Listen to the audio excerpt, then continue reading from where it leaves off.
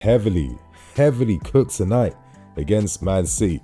And I would say that we actually created all 6 goals. We gave 4 to Man City, we made 2 for ourselves, and maybe on a different day, if we had fitter players, maybe a bit more confidence in what we're doing, maybe we score those chances that come in the right time in-game, and maybe the scoreline's different come the final whistle. But I have to say, after watching this game, I'm still left with a ton of questions and some new questions. Those questions being, how long will it take for this team to get the basics, the foundations right with Maresca's ideas? If this is going to be something that will get clocked by the end of pre-season, will it take like a month into the new season? Or could it take multiple months like January before we start seeing success and results playing this way? On top of that, I think to myself, who is going to be this midfield 3? You got Caicedo, Lavia, Enzo, KDH, Nkunku, Kant. And you think to yourself, doesn't Nkunku look a bit better when he's playing as an 8? Doesn't KDH bring better balance? And then where does that leave Caicedo and Enzo Fernandez? Obviously, they still need to build their match fitness. We haven't seen anywhere near close what these guys can do at their best. We saw some moments today with Enzo's passing and behind, especially. But I think to myself, with the abundance of talent we have, what really is the best first 11 and the most balanced one? That's a question on my mind.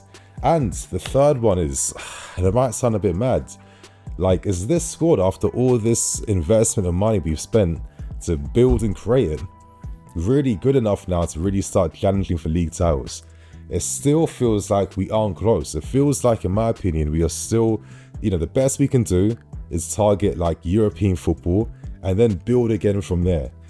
This final window is not the window that's going to help us crack 100 points in the season. We are far away from doing anything close to that. But still, they're like the 3 main questions on my mind. And then you think to yourselves, in like 2 weeks' time, the Premier League starts, I'll be ready.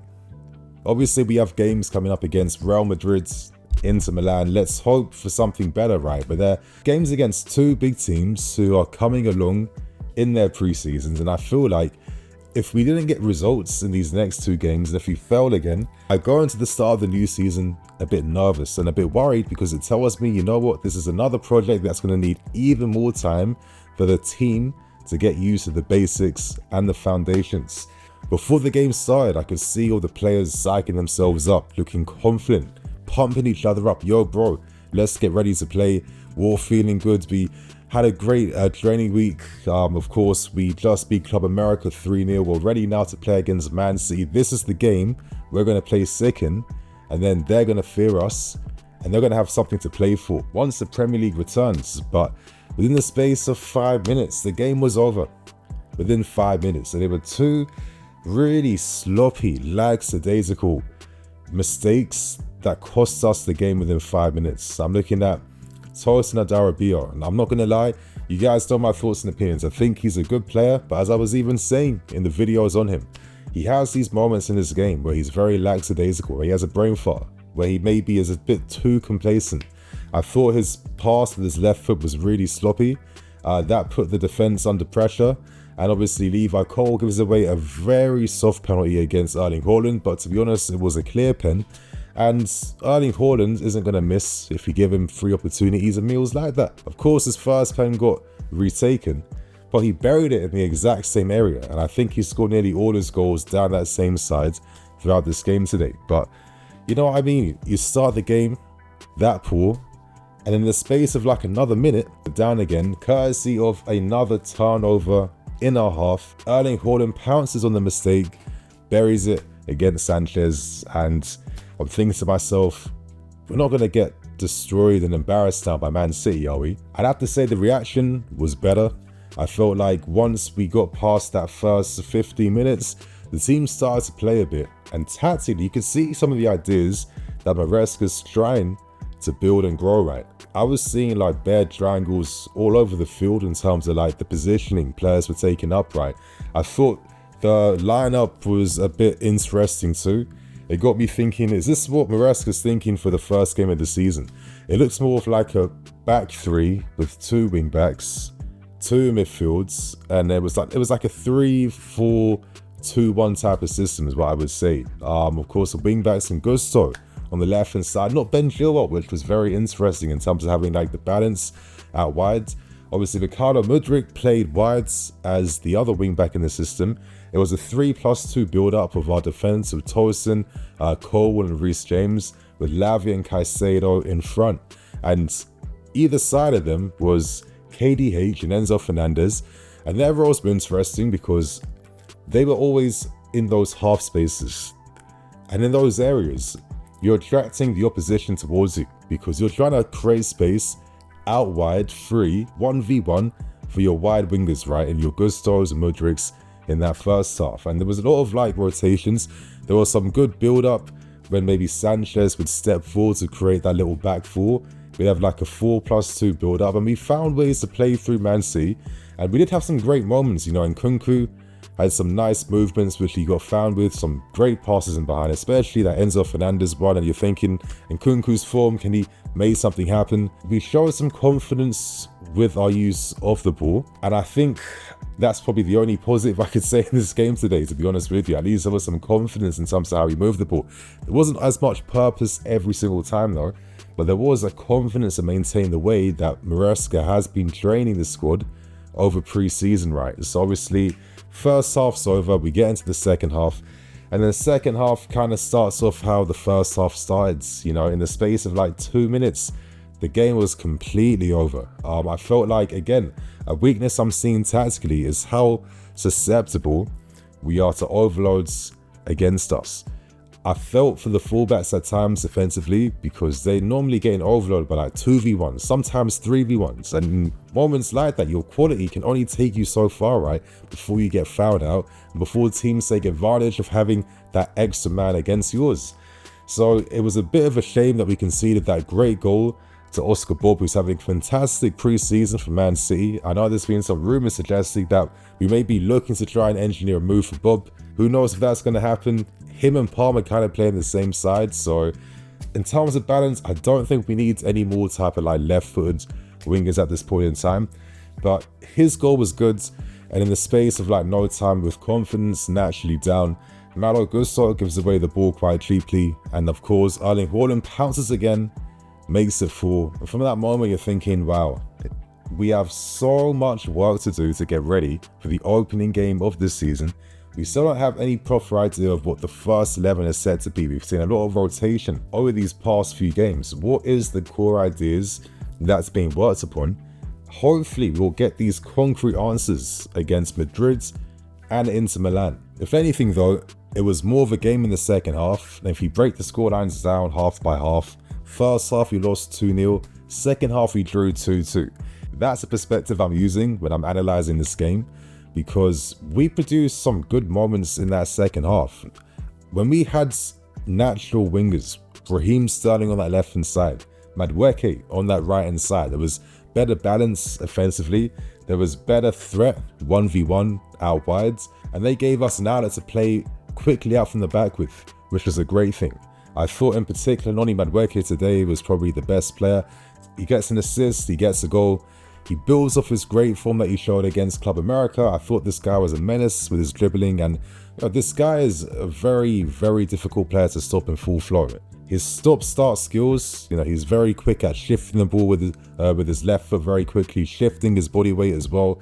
I thought the assist, the little cutback cross, nice thinking, nice disguise, decoy cross, that just fooled the entire Man City defense. And I thought Raheem Sterling's finish, when he plays against City, you tend to see the confident finishing for Raheem Sterling. First time volley with his left foot, and that was probably one of the best, if not the best goal scored today. And obviously the second goal comes courtesy of Noni Madueke. I thought it was a superb pass from Romeo Lavia, nice cushion weighted ball in behind. And I love passes like that because it basically takes away all the responsibility for the winger. The pass is that good. All they have to think about is, how am I going to bury this? And Madueke showed his experience by opening his body up and then hitting that side net with his left foot. And that's the type of goal I think we can score and take advantage of more of, based on the wide threat we're seeing from Sterling and Madueke. I think that these two have shown some great threat in this team. And I think to myself, until Palmer is fully fit and ready, it does seem like Sterling and Madueke would currently be in my first 11 that I'm using in every single preseason game until the start of the Premier League, because I think there's this new threat. There's more speeds, there's better dribbling dynamics down the flanks for it, and I think a team like this needs it. I don't think Madueke was necessarily crap, but it's just the fact that there's not enough coming from him. And I've made this comparison time and time again, but Madueke gets a lot of praise for doing less than half the things that Madueke shows on a regular basis, and I think to myself, if you could swap the players, games with each other, if Madueke was showing what Noni is, he'd be seen on a much higher light. He'd have a lot more hope around him, and I do feel like it is fair that we do back Noni. I've seen a lot of weird type of negativity towards him, people questioning his attitude because he's a bit vocal on the field. I mean, come on, man, this is professional football. There's no mouses at this level, right? You can't be creating fantasies about guys' characters based on his conduct on the fields. Let's not even go there. And I say that because we can't forget that he's probably our best 1v1 threat in this whole team. Statistically, the stats show last season he's one of the best 1v1 dribblers in the league, ranking mad high 90th percentiles on FBref. You guys can have a look for yourself. And I thought that under Maresca, Noni could have a new light. He could shine even more. And I do feel like we could see the start of good things to come from Noni Madueke. That was it, my friends. That was kind of how the game went down in the end. Second half was a lot more balanced in the end. Of course, both teams would make a lot of substitutions in that second half. But again, it's another game where the cracks haven't been mended, and I think to myself, how long is it going to take for us to actually start showing some consistency, some ability now when it comes to, minimizing these mistakes? I feel like our press is still not aggressive enough. I don't see enough men winning their balls in the opponent's half. Equally on the other side, seeing how lackadaisical we were in possession at times out from the back. Obviously, this system only works if the players have the quality on the ball to play out from the back, right? And some of the sloppy mistakes are still seen. I'm wondering why we're seeing so much frequency with this. You'd think that with the addition of the goalkeeper being involved in the build-up, we have a lot of guys playing out from the back, right? There'd be some better quality at times, and we'd be producing these mistakes. It's not like these guys weren't playing possession football at times last season. So I'm not too sure what it is. Maybe it's different, passing rotations and different build-up plays. Yeah, that plays a part, but also the mentality and the focus of the player must equally matter as well to execute these ideas properly. And I just felt like too many players today were a bit sloppy. I think maybe Tosin, as I was saying, I thought he was a bit lackadaisical. When he got caught by James McAtee, told me straight, this guy is trying to do some Van Dijk aura defending right now. You're not him. And this is exactly what you'd be criticised for with Fulham. I looked at Moises, of course, when Moises ain't fully fit. Yeah, you can really see in his performance, gives away silly fouls, which he had a habit of doing all throughout last season. Can get caught on the ball sometimes, not very often, but that's normally if he's made his own personal mistake. He's going to need some time naturally. And Enzo Fernandez, he's showing what he can do in terms of the nice bits of skills and plays and the link up and combination plays and his control in tight areas. But you think to yourself, okay, this has to be the season where there is a defined role now for Enzo Fernandez. But in the meantime, it seems it's quite clear that Romeo Lavia is first choice in midfield right now by far. And the other question now is that KDH and Nkunku alongside? Because when Nico comes back, Nico's straight back in this team, no doubts. No doubts at all. And Nkunku looks like he adds so much when he's playing as that attacking 8.